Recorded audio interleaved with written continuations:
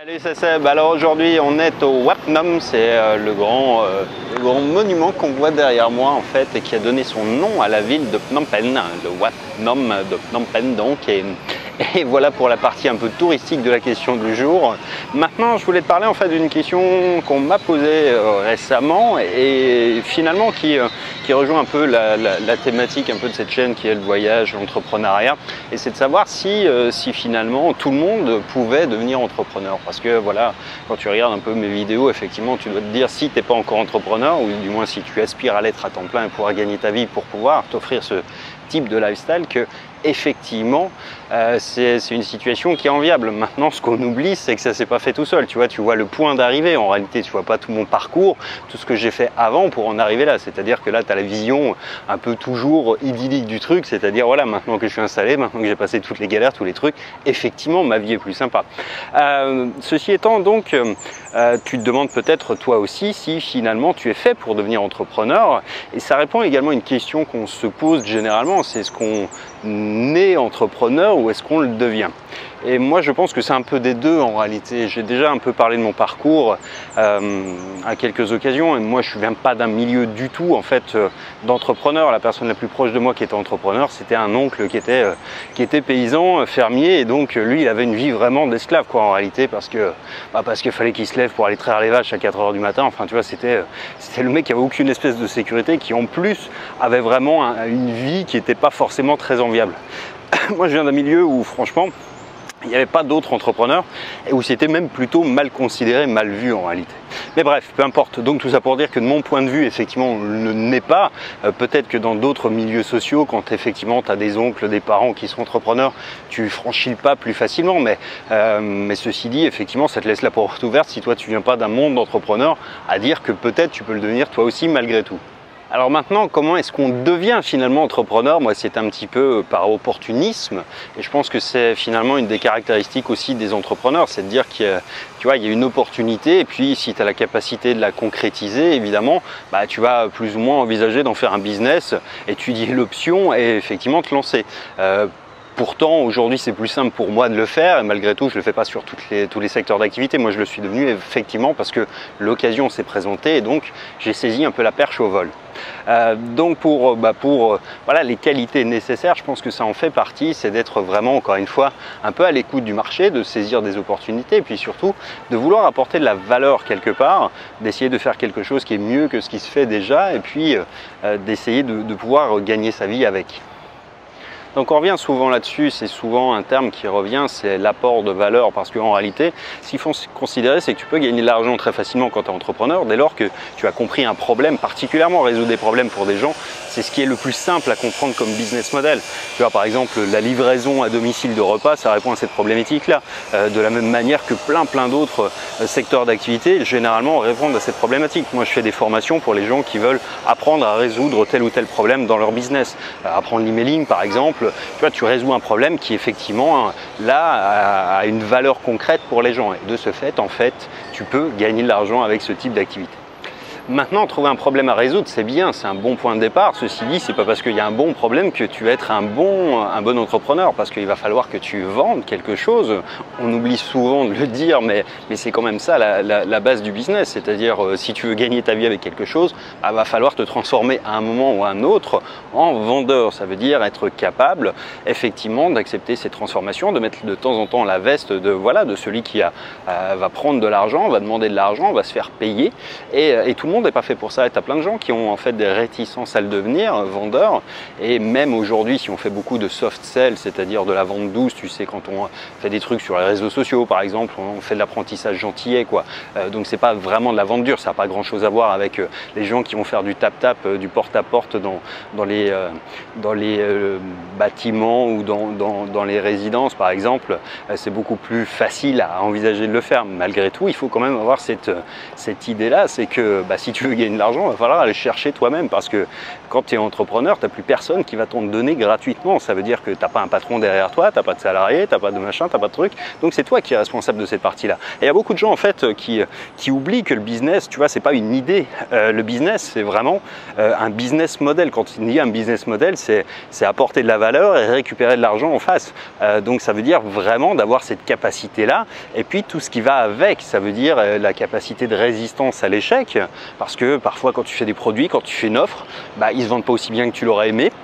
Et donc du coup, bah, tu dois te remettre en question, un petit peu constamment d'ailleurs, et dire voilà pourquoi ça n'a pas marché, et pas, tu vois, avoir le recul nécessaire pour digérer en somme ce type d'échec. De la même manière, tu vois, que quelqu'un qui passe, c'était mon boulot premier, mais 80 coups de fil, bah, tu te prends des gens qui vont t'insulter, qui vont pas être agréables, donc qui vont être sympas, mais qui vont pas donner suite, etc. Donc tu vois, c'est vraiment une remise en question perpétuelle, quoi.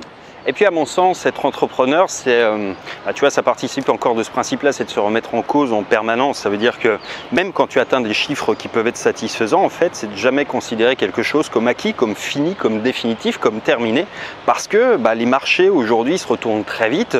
Tu vois, c'est pas parce que tu es une star ou que tu arrives à des paliers à un moment qui sont garantis. Tu n'es pas dans un emploi à vie. Ça veut dire qu'il faut perpétuellement en fait continuer à apprendre, à expérimenter, à être en mesure de développer de nouvelles offres, à s'adapter au marché, parce qu'aujourd'hui, bah, tu vois, avec Internet notamment, la concurrence, elle va très vite. Tu as plein de petits jeunes qui poussent dans tous les sens. Moi-même, sur mes secteurs d'activité, je le vois très vite. Tu vois, tu as des gens qui ont explosé en l'espace de très peu de temps. Pourtant, tu vois, moi, j'avais quand même des années d'expérience par rapport à eux, mais c'est pas grave en fait, tu vois, il y a quand même toute cette génération-là qui arrive, et ça va être pareil dans n'importe quel secteur d'activité. Donc ça veut dire qu'il faut être toujours à l'affût, toujours, tu vois, pas... en fait, l'idée, c'est vraiment d'avoir la vision inverse d'un salarié. C'est que quand tu es entrepreneur, il n'y a jamais rien d'acquis, il n'y a jamais rien de garanti, il n'y a jamais rien de fini. En réalité, bah, l'avantage, si tu le prends de l'autre point de vue, c'est que quand tu es dans cette mécanique-là, en fait, c'est très amusant de détecter des business models. C'est-à-dire, tu vois, ça fait appel à une forme de créativité économique, qui est de dire, quand tu regardes quelque chose, tu vas le regarder un peu avec le prisme de l'entrepreneur toujours. Enfin moi, c'est un peu une déformation que j'ai, j'adore faire ça, c'est faire un peu du reverse engineering sur les trucs, c'est-à-dire de regarder un peu, tu vois, combien ça peut rapporter, le nombre de personnes qui passent dedans, comment est-ce qu'ils pourraient l'optimiser, etc. Et tu vois, même dans des business, dans la vie de tous les jours ici, par exemple. Donc c'est vraiment, encore une fois, des qualités qui sont indispensables à mon sens. Et c'est pour ça que je pense que même si à peu près tout le monde peut devenir entrepreneur, c'est pas fait pour n'importe qui non plus, dans le sens où va falloir que tu voilà, acceptes en fait tout ce qui va avec. Et pour beaucoup de gens, en fait, le simple principe de ne pas avoir des résultats tout de suite, c'est quelque chose qui est excessivement décourageant. Et quand tu es entrepreneur, ne pas être suffisamment persistant, ne pas être suffisamment impliqué et consistant, c'est-à-dire que tu vois, les gens, et d'une manière générale, on est tous pareils, on surestime toujours ce qu'on est capable de faire en une journée, en une semaine, en un mois, mais on sous-estime toujours ce qu'on fera en 10 ans. C'est-à-dire que ta vision, en fait, elle doit être non pas sur un mois, 2 mois, 3 mois, mais elle doit être sur vraiment le long terme. Et ça veut dire, si tu apprends tous les jours une nouvelle technique, une nouvelle stratégie, si tu fais ça pendant 10 ans, tu vas devenir extrêmement bon dans n'importe quel secteur. Et en revanche, il n'y a jamais quelque chose qui est immédiat qui va te garantir de faire de l'argent tout de suite le lendemain. Ça, c'est des coûts, mais ça, c'est pas une vision d'entrepreneur. Donc sur le long terme, effectivement, il faut être capable de toujours avoir... je reviens dessus, mais le recul, la persistance, la consistance, et puis l'envie de toujours continuer, parce qu'effectivement c'est jamais fini, c'est jamais arrivé. Les projets, tu vois, il y a des projets qui sont au top et puis demain ils retombent. Pense à Apple, comme c'était rigolo. Il y a une époque où c'était trendy, il y a une époque où c'était à 2 doigts de la faillite, et aujourd'hui c'est redevenu une entreprise presque trilliardaire. Donc c'est vraiment, voilà, l'histoire de l'économie, c'est ça, c'est ne t'endors jamais sur tes lauriers, et puis n'arrête jamais d'apprendre, d'entreprendre, et voilà en fait comment on le devient et comment on le reste surtout. Donc la vie d'entrepreneur, eh bien c'est une vie qui peut t'offrir beaucoup de liberté de choix dans les business que tu peux lancer, dans les opportunités que tu peux exploiter. Tu peux acquérir ou gagner ta liberté financière d'une part, géographique, temporelle par ailleurs. Enfin tu vois, quand tu atteins ces 3 objectifs-là, finalement, tu as atteint ce que 99,99% de l'humanité n'atteindra jamais, c'est-à-dire vraiment d'être libre, de pouvoir contrôler ta vie totalement. Mais ça implique en revanche, quand tu le vois encore une fois, et je reviens là-dessus, Quand tu vois ma vie aujourd'hui, ça gomme un petit peu et t'as pas vu les coulisses de tout ce que j'ai fait avant. L'apprentissage, il était long pour tout le monde et pour moi y compris. Si j'en suis arrivé là aujourd'hui, c'est parce que j'ai fait beaucoup de choses avant, des choses qui ont marché, plein d'autres choses qui n'ont pas marché et qu'aujourd'hui, c'est un peu la synthèse de ce que j'ai appris et je continue toujours à me former, à apprendre. Je regarde énormément de formations américaines, je regarde toujours de nouvelles techniques, je regarde de nouvelles choses, je teste de nouvelles optiques, de nouveaux business en permanence et donc c'est ça vraiment qui fait que tu peux continuer à garder cette liberté. Donc nous revoilà au point de départ, derrière moi le Wapnom et ça va être l'occasion de conclure cette vidéo. Donc tu l'auras compris, l'entrepreneuriat, c'est à mon sens pas forcément fait pour tout le monde. J'ai même moi-même découragé certaines personnes de ma famille de le devenir. Parce que voilà, tu le sais, pour certaines personnes, c'est pas ce qu'ils veulent, c'est le lifestyle, mais c'est pas du tout les responsabilités qui vont avec le fait d'être entrepreneur. Tu as des gens qui ne sont pas faits pour ça. Moi-même, pendant longtemps, tu vois, j'ai eu beaucoup de difficultés au départ, surtout à travailler tout seul. Quand tu travailles tout seul, t'as pas de règles, t'as pas de contraintes, c'est toi qui te les fixes et ta motivation, c'est à toi d'aller la chercher. C'est vrai que quand tu as 22, 23 ans, c'est pas quelque chose que tu as forcément en stock comme ça. Enfin, on t'a pas habitué, donc c'est normal.